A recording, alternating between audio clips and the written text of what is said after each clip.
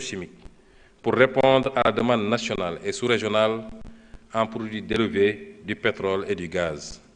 Le développement des capacités du secteur aval des hydrocarbures démultipliera les impacts des hydrocarbures sur le reste de l'économie.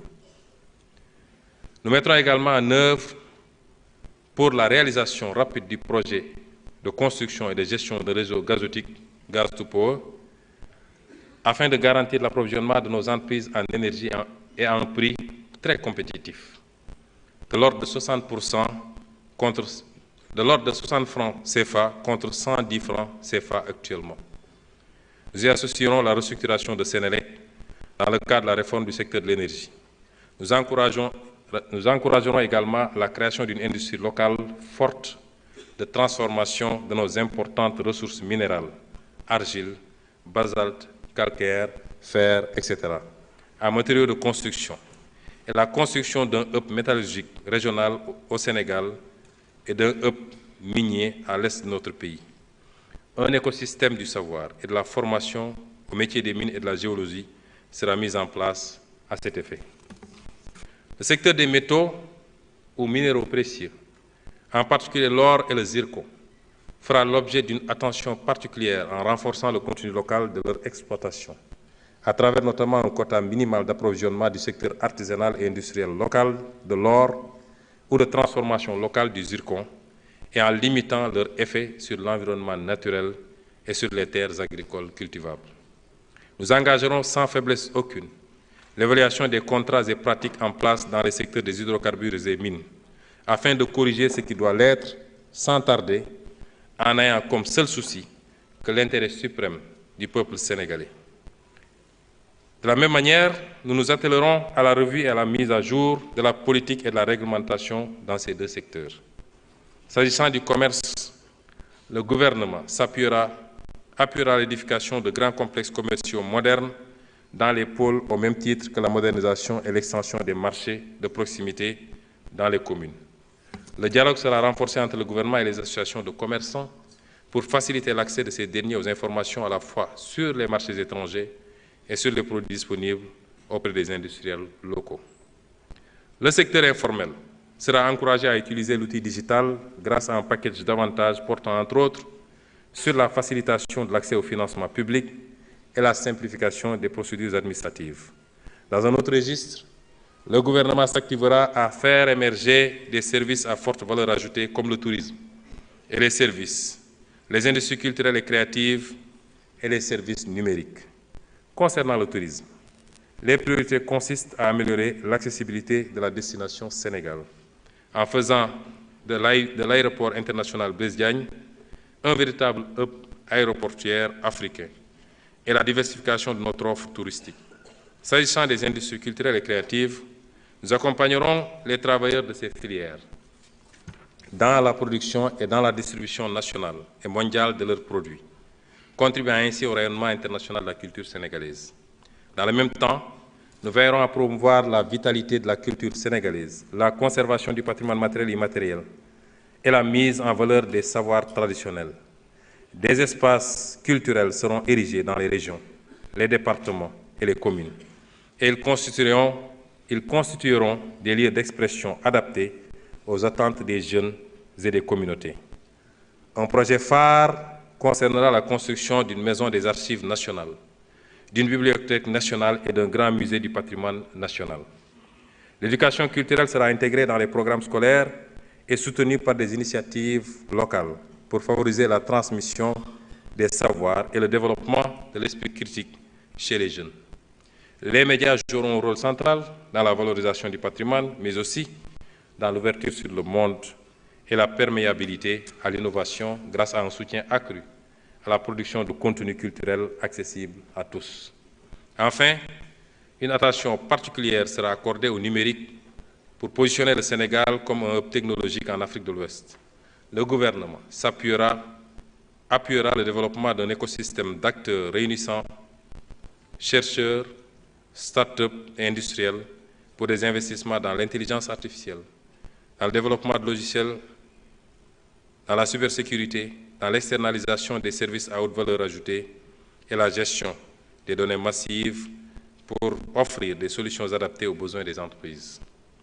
Au total, mon gouvernement a l'ambition de créer les conditions idoines pour hisser le Sénégal parmi les économies les plus compétitives d'Afrique. Cependant, nous ne pourrons réussir ce pari que si nous disposons d'un capital humain de qualité disséminé dans tous les pôles territoriaux. Monsieur le Président de l'Assemblée nationale, Mesdames et Messieurs les honorables députés, il est crucial d'investir dans le capital humain pour exploiter pleinement le dividende démographique et transformer structurellement notre pays. Il nous faut garantir une éducation et une formation solide qui permettent à nos jeunes de développer, à notre jeunesse de développer son employabilité et de tenir toute sa place dans la construction du développement national. Une offre de santé de qualité pour tous, une protection sociale universelle efficace et efficiente. Nous devons également promouvoir activement l'intégration de la dimension genre dans toutes les politiques publiques. Genre s'entendant ici de manière très précise, hommes et femmes.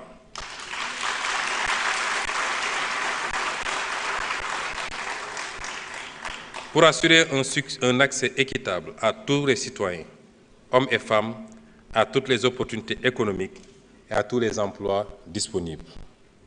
La politique du Président de la République, Son Excellence Bassirou Diomaye Diakhar Faye, en matière d'éducation sera réalisée en orientant notre système éducatif vers la formation de citoyens adossés à son socle endogène de valeurs africaines et spirituelles et bien préparés aux défis du développement durable, des sciences et technologies, du numérique et de l'intelligence artificielle. Le système éducatif que nous allons bâtir offrira à tout Sénégalais, quelle que soit sa situation sociale, les compétences générales et spécifiques lui permettant d'apporter sa contribution au développement de son pays.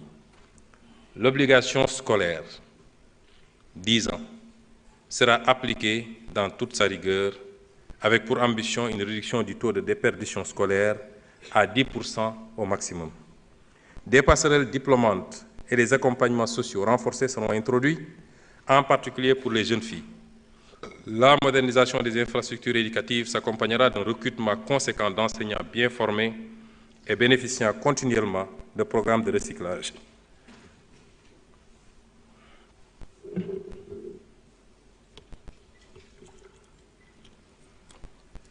Je vois beaucoup de députés boire alors que c'est moi qui parle.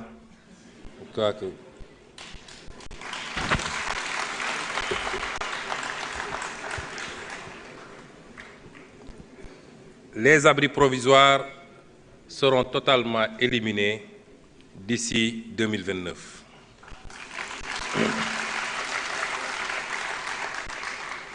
Les technologies émergentes comme l'intelligence artificielle seront introduites dans les curricula et davantage d'élèves seront orientés vers les filières sciences, technologies, ingénierie et mathématiques. Le multilinguisme sera promu, d'une part grâce à la généralisation de l'enseignement de l'anglais à l'élémentaire et d'autre part par l'utilisation des langues nationales dans le système éducatif et de formation pour que tous nos enfants sachent lire et écrire dans au moins une langue nationale. Les daara seront entièrement intégrés dans le système éducatif et mis à niveau pour ce qui concerne leurs infrastructures, les équipements et référentiels. La formation en alternance sera fortement développée, garantissant à de nombreux jeunes un apprentissage pratique et une transition rapide vers l'emploi. Les jeunes bénéficieront de ce dispositif qui sera soutenu par un fonds national et des incitations fiscales pour les entreprises partenaires. Des systèmes de certification par crédit transférable seront instaurés. Les dispositifs d'apprentissage traditionnels auprès d'artisans et d'entreprises informelles seront appuyés pour permettre à des centaines de milliers de jeunes d'acquérir des compétences reconnues sur le marché du travail. Dans la même perspective, le gouvernement procédera à la mutualisation et à l'optimisation des structures, des interventions et des ressources de toutes les structures publiques, projets et programmes de soutien à l'emploi et à l'entrepreneuriat des jeunes. Une grande coalition pour l'emploi sera mise en place, ainsi qu'un observatoire de l'emploi et des qualifications professionnelles qui sera un véritable système d'information sur le marché de l'emploi. Le développement de l'emploi local se fera également à travers l'attribution de nouvelles compétences aux collectivités territoriales pour le soutien aux activités dans les principaux bassins d'emploi comme l'agriculture, l'élevage, la pêche, l'aquaculture, le commerce, l'artisanat et le tourisme. Un service civique professionnalisant sera introduit. Il aidera à accompagner l'acquisition de compétences professionnelles que les jeunes pourront exercer, notamment dans les travaux d'intérêt public. Concernant l'enseignement supérieur, la finalisation des chantiers de toutes les universités et établissements d'enseignement supérieur public, notamment Hassan Sek de Ziguinchor, Sine Saloum, El Hadj Ibrahima Niass, Amadou Makhtar Mbow, Gaston Berger de Saint-Louis et Iba Der Thiam, permettra de répondre aux besoins croissants des étudiants et de stimuler la recherche appliquée. De nouvelles universités seront construites dans les régions qui n'en disposent pas, afin de rapprocher l'offre d'enseignement supérieur aux populations. Un rééquilibrage sera effectué pour orienter un plus grand nombre de bacheliers vers les filières scientifiques et techniques.